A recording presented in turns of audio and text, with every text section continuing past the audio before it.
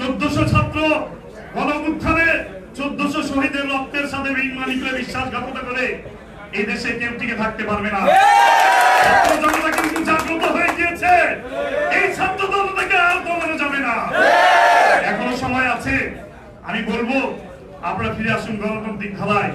হাদি ভাইকে হত্যা করা হয়েছে, আমরা হাদি ভাইয়ের এখনো দুষ্কৃতিকারী হত্যাকারীদেরকে আমরা দেখতে পেলাম না। এই সরকার গ্রেফতার করেছে, সরকারও কিন্তু গ্রেফতার করেনি। কিসের জন্য করেনি? কারা এটার সাথে জড়িত? আমি আবার দেখতে পাচ্ছি সেই পূর্বের ঘনঘটা বাংলার আকাশে আবার চিল শকুনে আনাগোনা, আবার তাবেদারি ভারতের আধিপত্যবাদীদের বিরুদ্ধে আমাদেরকে আবার হচ্ছে এই মাঠে নামতে হবে। দিল্লিতে আমরা দেখেছি স্বৈর শাসক, আমি সব শাসনামলেই কারাগারে ছিলাম। বিএনপি বলেন, বিএনপি করেছি, তারপরে আমরা জেলে ছিলাম একসময়। আওয়ামী লীগের শাসনামলে ছিলাম, আমি সব শাসনামলে দেখেছি।